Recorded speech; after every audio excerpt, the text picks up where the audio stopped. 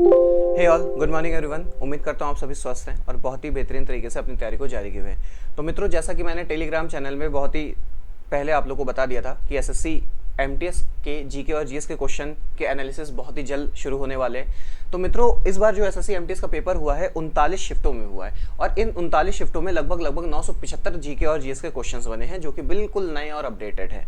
तो आज का जो अपना पेपर है मित्रों, हम लोग क्या करने वाले हैं, हम लोग आज का जो पेपर है 2 मई का पेपर आज हम लोग देखने वाले हैं। जो पेपर 2 मई 2023 शिफ्ट फर्स्ट का है वो पेपर आज हम लोग देखेंगे।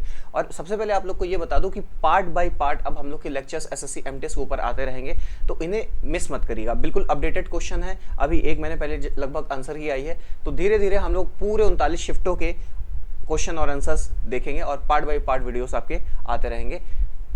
तो ज़्यादा देर ना करते हुए बढ़ते हैं अपने पहले प्रश्न की ओर। बहुत ही छोटा सा और सरल सा प्रश्न आप लोग की स्क्रीन पर। What is the normal temperature of the human body is? मानव शरीर का सामान्य तापमान क्या होता है? तो मित्रों, बहुत ही सरल सा और आसान सा सवाल ये पूछा गया। तो आप लोग को मालूम है मानव शरीर का सामान्य तापमान 37 डिग्री सेल्सियस होता है। और अगर हम लोग फॉरेन हाइट पर बात करें तो फॉरेन हाइट पे 98.6 डिग्री के आसपास मानव शरीर का तापमान होता है। ठीक है, बढ़ जाते हैं अगले प्रश्न पर। निम्नलिखित में से कौन सी 3 प्रमुख प्रकार की चट्टानों में से एक नहीं है? आप लोग के ऑप्शन है मैग्नेटिक रॉक्स जिन्हें चुंबकीय चट्टानें बोलते हैं, मेटामॉर्फिक रॉक्स जिन्हें रूपांतरित चट्टानें बोलते हैं, सेडिमेंट्री रॉक जिन्हें अवसादी चट्टानें बोलते हैं और इग्नियस रॉक जिन्हें अग्निमय चट्टानें बोलते हैं। तो मित्रों गौर करिए, अगर आप लोगों ने चट्टानों के बारे में अध्ययन किया है तो मेटामॉर्फिक, सेडिमेंट्री और इग्नियस रॉक आपने पढ़ा होगा। मैग्नेटिक रॉक के बारे में अभी भी कोई प्रमाण नहीं है। ठीक है, अभी भी कोई प्रमाण नहीं है। तो आपका जो सही आंसर होगा वो ऑप्शन नंबर फर्स्ट हो जाएगा।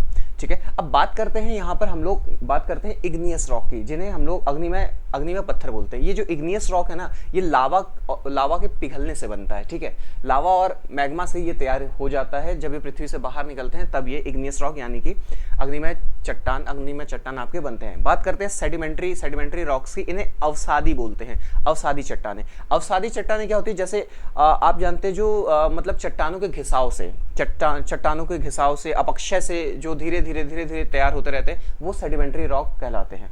ठीक है, नेक्स्ट आपका है मेटामॉर्फिक रॉक की बात करते हैं। मेटामॉर्फिक जो आपका रॉक है इन्हें रूपांतरित चट्टान बोला जाता है। ठीक है, मेटामॉर्फिक जो है उन्हें रूपांतरित चट्टान बोला जाता है। ये चट्टानें गर्मी, दबाव या तरल पदार्थ की प्रक्रियाओं से बनते हैं। ठीक है, जो पृथ्वी के नीचे दबे हुए हैं और बहुत लंबे समय से दबे हुए हैं और उनके शेप में परिवर्तन हो जाता है, वो मेटामॉर्फिक रॉक्स कहलाते हैं। ठीक है, फिलहाल अपना जो राइट आंसर है दोस्तों वो ऑप्शन नंबर फर्स्ट है। बढ़ जाते हैं अगले प्रश्न की ओर। अगला प्रश्न, Eskimos are associated with which geographical region? Eskimo किस भौगोलिक क्षेत्र से संबंधित है? आपके ऑप्शन है एरिड रीजन यानी कि शुष्क क्षेत्र, पोलर रीजन यानी कि ध्रुवीय क्षेत्र, सवाना ग्रासलैंड, सवाना घास का मैदान एंड ट्रॉपिकल रेन फॉरेस्ट यानी कि उष्ण कटिबंधीय वर्षावन। तो मित्रों गौर करिए, एस्किमो के बारे में जब भी आप लोग अध्ययन करते हैं तो सबसे पहले आप लोग नॉर्थ पोल में चले जाते हैं और पोलर रीजन ही आप लोग पढ़ते हैं। तो आपका राइट आंसर होगा पोलर रीजन, ऑप्शन नंबर 2। ठीक है, ये जो एस्किमोज हैं, एस्किमोज मित्रों ये गौर करिएगा, ये पूर्वी साइबेरिया, अलास्का और ग्रीनलैंड के आसपास इनका निवास स्थान माना जाता है। ठीक है, बढ़ जाते हैं अगले प्रश्न पर। दक्कन में मराठों द्वारा एकत्रित भू राजस्व का 25% क्या कहा जाता था? आपके विकल्प है भोग, सरदेशमुखी, चौथ और भागा। तो मित्रों जब आप मराठा साम्राज्य को अध्ययन करते हैं तो वहां पर आपको बहुत ही फेमस भू राजस्व का आपको कॉन्सेप्ट मिलता है और उसको बोला जाता है क्या? चौथ। तो आपका ऑप्शन क्या सही हो जाएगा? Option number 3। बात करते हैं चौथ की। तो चौथ की शुरुआत मित्रों सबसे पहले मराठा साम्राज्य ने की थी। ठीक है, चौथ की शुरुआत मराठों द्वारा की गई थी और यहाँ 18वीं शताब्दी की शुरुआत में लगाया गया था। ठीक है, चौथ एक प्रकार का वार्षिक कर था, ये एक ईयरली कर था। ठीक है, वार्षिक कर था जो भू राजस्व की नाम मात्र उपज पर लगाया जाता था। ठीक है, और ये 25% लगाया जाता था। भू राजस्व का 25% लगाया जाता था। बात करते हैं यहाँ पर एक और टर्म सरदेशमुखी की। तो सरदेशमुखी जो है चौथ के ऊपर एक्स्ट्रा 10% कर लगाया जाता था। ठीक है, ये चौथ के ऊपर सरदेशमुखी जो है ये चौथ के ऊपर एक्स्ट्रा 10% कर लगाया जाता था। ठीक है, तो इतना हमें इस क्वेश्चन से जानने मिलता है। बढ़ जाते हैं मित्रों अगले प्रश्न पर। नेक्स्ट वन, किस प्रकार की खेती में भूमि का उपयोग भोजन और चारे की फसल उगाने और पशुधन पालने के लिए किया जाता है? आपके ऑप्शंस हैं डेयरी फार्मिंग, प्लांटेशन फार्मिंग यानी कि वृक्षारोपण खेती। नेक्स्ट मिक्स फार्मिंग यानी कि मिश्रित खेती। And last one commercial farming, जिसे व्यावसायिक खेती भी बोलते हैं। तो मित्रों गौर करिए यहाँ पर जो आपका राइट आंसर है, जैसे यहाँ पे गौर करके पूछा जा रहा है किस प्रकार खेती में भूमि का उपयोग भोजन और चारे की फसल उगाने और पशुधन पालने के लिए किया जाता है, तो हम लोग मिक्स्ड फार्मिंग करते हैं। ठीक है, राइट आंसर इसका मिक्स्ड फार्मिंग होगा। मतलब मिक्स फार्मिंग में हम लोग भूमि का उपयोग भोजन और चारे की फसलें उगाने और पशुधन पालने में करते हैं। ठीक है, बात करते हैं डेयरी फार्मिंग की। डेयरी फार्मिंग दोस्तों ये जो है दुग्ध उत्पादन को टारगेट करके किया जाता है। ठीक है, दुग्ध उत्पादन को टारगेट करके किया जाता है। इसमें आपके जो प्रमुख आपके जो आपके जानवर जो आ जाएंगे वो आपके भैंस हो जाएगा, और आप लोग कह सकते हैं गाय हो जाएगा और बकरी हो जाएगा। ठीक है, ओवरऑल ये दुग्ध उत्पादन को टारगेट किए हुए किया जाता है। बात करते हैं प्लांटेशन फार्मिंग की। प्लांटेशन फार्मिंग गौर करिए दोस्तों, आप लोगों ने सुना होगा रबड़ की खेती। ठीक है, आप लोगों ने सुना होगा रबड़ की खेती, चाय की खेती। ठीक है, चाय कॉफ़ी की खेती। ठीक है, यानी कि प्लांटेशन फार्मिंग बात करें, वृक्षारोपण खेती इस प्रकार खेती होती है जिसमें एक ही फसल की बड़े पैमाने पर खेती की जाती है। ठीक है, तो इससे रिलेटेड ये हो गया है। नेक्स्ट बात करते हैं कमर्शियल फार्मिंग की। कमर्शियल फार्मिंग मित्रों गौर करिए, ये सिर्फ और सिर्फ लाभ कमाने के उद्देश्य से की जाती है। ठीक है, इसमें आप ये मान लीजिए जो आपके कृषक होते हैं उनका टारगेट होता है कि आप कितने ज़्यादा से ज़्यादा आप लाभ कमा सकते हैं। जैसे आप इसमें मैं बात कर सकता हूँ गन्ना। ठीक है, गन्ना का उत्पादन कृषक बिल्कुल अपने लिए जो क्या करते हैं, गन्ने का उत्पादन करते हैं, और इसमें क्या किया जाता है, इनका टारगेट रहता है कि कितने ज़्यादा ये लोग प्रॉफिट अर्न कर सकें। ठीक है, तो बढ़ जाते हैं अगले क्वेश्चन पर। नेक्स्ट वन, 18वीं शताब्दी में ब्रिटेन में कपास उद्योग के विकास के फलस्वरूप क्या हुआ। तो गौर करिए मित्रों, सबसे पहले बात करते हैं 18वीं शताब्दी की। यहाँ पर ब्रिटेन में जैसे कपास उद्योग के विकास शुरू हुआ, तो आपको मालूम है इसे औद्योगिकरण भी बोला जाता है। 18वीं शताब्दी में औद्योगिकरण भी हुआ था। तो सबसे पहले आप लोग को इस टाइम के बारे में पता होना चाहिए कि यहाँ पर जेम्स वाट ने सबसे पहले भाप इंजन भी बना दिया था। ठीक है, इंग्लैंड में क्या हो रहा था, जूट उद्योग भी शुरू हो गया था बहुत अच्छी तरह से, और नए नए आविष्कार हो रहे थे, जैसे ट्रेन भी शुरू हो चुका था, ट्रेन आ चुका था। ठीक है, तो यहाँ पर क्या हुआ, औद्योगिकरण शुरू हुआ। तो औद्योगिकरण के बाद अब जैसे यहाँ पर बोला जा रहा है क्या असर पड़ा होगा, तो increase in demand of Indian textile in Britain में भारतीय वस्त्रों की मांग में वृद्धि, ये तो नहीं हुआ होगा। Next, decline of textile production in India, Bharat में कपड़ा उत्पादन में गिरावट। जाहिर सी बात है दूसरा ऑप्शन अपना सही है, ऑप्शन नंबर सेकंड सही है। भारत में जो टेक्सटाइल प्रोडक्शन में यहाँ पर लॉस हुआ होगा, यही आपका सही आंसर है। Option number 2 will be correct answer. बढ़ते हैं अगले प्रश्न की ओर। भारतीय राष्ट्रीय कांग्रेस का पहला सत्र कहां पर आयोजित किया गया था। तो गौर करिए मित्रों, आप लोग को मालूम है भारतीय राष्ट्रीय कांग्रेस का पहला सत्र ये तो 1885 में आयोजित किया गया था। ये सबसे पहले पूना में आयोजित होना था। ठीक है, पूना में आयोजित होना प्रस्तावित था, परंतु पुणे में उस समय प्लेग फैल गया। ठीक है, और प्लेग फैलने के बाद क्या किया गया, इसे शिफ्ट कहां किया गया, बॉम्बे में। ठीक है, बम्बई। ठीक है, तो 1885 में सबसे पहले भारतीय राष्ट्रीय कांग्रेस का पहला सत्र बंबई में आयोजित किया, और यहाँ पर इसके पहले अध्यक्ष WC बनर्जी थे। ठीक है, WC बनर्जी थे, इन्होंने इसकी अध्यक्षता की थी। ठीक है, और इसका जो पहला जो सत्र है, ये गौर करिएगा मित्रों, यहाँ पर एक और इंपॉर्टेंट क्वेश्चन बन जाता है। ये मुंबई में गोकुल दास तेजपाल संस्कृत महाविद्यालय में आयोजित किया गया था। ठीक है, नाम याद रखिएगा, गोकुल दास तेजपाल विद्यालय। ठीक है, यहां पर इसका आयोजन किया गया था। चलिए बढ़ते हैं नेक्स्ट क्वेश्चन पर।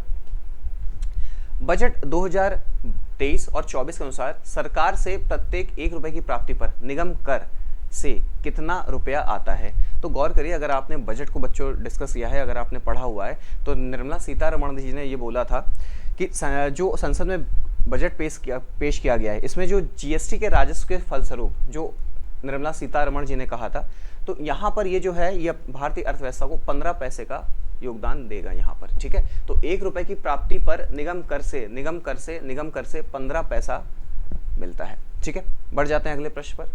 नेक्स्ट वन, बायोलॉजी का एक छोटा सवाल पूछा गया है।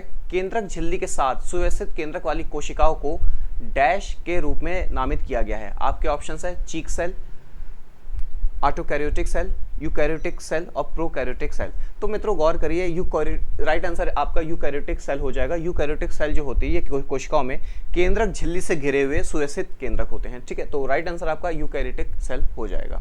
बढ़ जाते हैं नेक्स्ट क्वेश्चन की ओर। अशोक शिलालेख के अनुसार मगध साम्राज्य में निम्नलिखित में से कौन सा प्रांतीय केंद्र नहीं था। तो बात करते हैं मौर्य साम्राज्य की। तो मौर्य साम्राज्य में अगर अशोक का टाइम पीरियड आपने ध्यान से पढ़ा तो गौर करिए आप मित्रों, तोशाली पढ़ लेंगे, उज्जैनी पढ़ लेंगे और तक्षशिला भी पढ़ लेंगे, ठीक है। जो एक था जो नाम आपको नहीं मिलेगा वो है इंद्रप्रस्थ, ठीक है। तो ऑप्शन नंबर 4 आपका सही जवाब हो जाएगा, ठीक है। ऑप्शन नंबर 4 आपका राइट आंसर होगा। बढ़ते हैं अगले प्रश्न की ओर। इलियास खान का जन्म लखनऊ के संगीतकारों के एक परिवार में हुआ। वह कौन सा वाद्य यंत्र बजाने के लिए प्रसिद्ध थे। तो बात करते हैं इलियास खान के मित्रों। इलियास खान जो है सितार बजाने के लिए फेमस है, ठीक है। तो राइट आंसर आपका सितार हो जाएगा, ठीक है। इनका जन्म 1924 में हुआ था। इलियास खान का जन्म 1924 में हुआ था, ठीक है। बढ़ जाते हैं अगले प्रश्न की ओर। गैर नृत्य राजस्थान के किस समुदाय द्वारा किया जाता है। तो आपके ऑप्शन है भील, गोंड, जाट और गुर्जर। तो मित्रों गौर करिए, जो गैर नृत्य है ये राजस्थान के भील समुदाय द्वारा किया जाता है, ठीक है। ये भील समुदाय द्वारा किया जाने वाला एक नृत्य है। बात करते हैं कुछ अन्य जनजातियों द्वारा की जाने वाले नृत्यों को। तो गुर्जर जनजाति चारी नृत्य करती है। भील गैब्रियल, बैटमैन और हेयर नृत्य करती है। कंजर, चक्री, पैजन और धाकड़ नृत्य करते हैं। और गरासिया, लूर, वालर, जावदा, कूड़ और मंडाल नृत्य करते हैं, ठीक है। बढ़ते हैं नेक्स्ट क्वेश्चन की ओर। करागम लोक नृत्य किस राज्य से संबंधित है, ठीक है। देखिए दोस्तों, सबसे पहले आजकल के पेपर की बात कर लेते हैं। एसएससी में इस समय आप लोग याद रखिएगा, एसएससी में आर्ट एंड कल्चर यहाँ से सवाल 2 से 3 देखने को मिल रहे हैं, ठीक है। हर शिफ्ट में आपको लगभग ये लोक नृत्य ये सब आपको मिल जाएंगे, तो इस पे थोड़ा सा विशेष ध्यान रखिएगा। तो नेक्स्ट क्वेश्चन है, करागम लोक नृत्य किस राज्य से संबंधित है। आपके विकल्प है तमिलनाडु, राजस्थान, असम और हरियाणा। तो गौर करें मित्रों, करागम जो है ये दक्षिण भारत के राज्य तमिलनाडु का एक प्रसिद्ध लोक नृत्य है, ठीक है। तो राइट आंसर आपका तमिलनाडु हो जाएगा, ठीक है। बात करते हैं कुछ अन्य स्टेट के प्रसिद्ध लोक नृत्यों की। तो तमिलनाडु में दोस्तों करागम, भरतनाट्यम, कोलट्टम और कुम्मी ये प्रसिद्ध लोक नृत्य है। राजस्थान की बात करते हैं तो राजस्थान में घूमर, कालबेलिया, भवई, चरी नृत्य किया जाता है। असम की बात करते हैं तो मोस्ट फेमस यहाँ पे बिहू, सत्रिया, बगुरुम्बा और झुमुर नृत्य किया जाता है। और हरियाणा की बात करते हैं दोस्तों तो घूमर, फाग नृत्य, धमाल और खोरिया नृत्य किया जाता है। बढ़ जाते हैं अगले प्रश्न की ओर।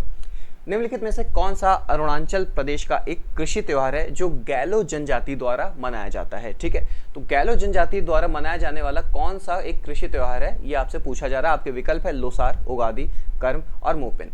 तो मित्रों जो इसका राइट आंसर है वो मोपिन हो जाएगा, ठीक है। जो राइट आंसर है वो मोपिन हो जाएगा, ठीक है। अरुणाचल प्रदेश की गैलो जनजाति मोपिन त्योहार प्रत्येक वर्ष याद रखिएगा ये अप्रैल महीने में मनाती है, ठीक है। अप्रैल महीने में मनाती है, ठीक है। चलिए बढ़ जाते हैं अगले क्वेश्चन पर। लेकिन अगले क्वेश्चन पर बढ़ने से पहले मैं आप लोग को एक इन्फॉर्म कर देना चाहता हूँ। गौर करिए दोस्तों, यहाँ पर जो है यहाँ पे जनजातियों से संबंधित और इनके लोक नृत्य से, कृषि त्योहार, लोक नृत्य इनसे संबंधित प्रश्न बहुत आ रहे हैं। मैंने अभी 2 सप्ताह पहले ही एक लेक्चर तैयार किया हुआ था लोक नृत्य पर आधारित और आर्ट एंड कल्चर पर रिलेटेड। तो उस लेक्चर को सभी लोग आई बटन पे क्लिक करके देख जरूर लीजिएगा, ठीक है। मैं टैग कर दूंगा, आप लोग देख जरूर लीजिएगा। चलिए बढ़ते हैं अगले क्वेश्चन पर।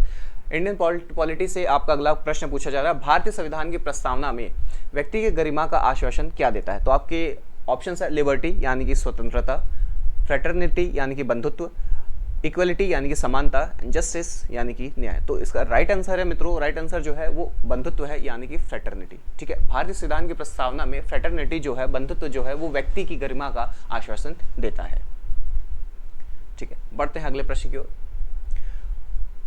कवक निम्नलिखित में से किस वस्तु पर उग सकता है। आपके विकल्प हैं रोटी, अचार, चमड़ा और कपड़े, ठीक है। राइट आंसर का चयन कीजिए, पूछा जा रहा है। तो गौर करिए मित्रों, जो फंगाई है, ठीक है, जो कवक है, ठीक है, फंजाई है, जो कवक है, कवक की बात करें, ये कवक मित्रों गौर करिए, कवक रोटी पर भी उग सकता है, अचार पर भी उग सकता है, चमड़ा पर भी उग सकता है और कपड़े पर भी उग सकता है। तो आपका राइट आंसर होगा ऑप्शन नंबर 3, ठीक है।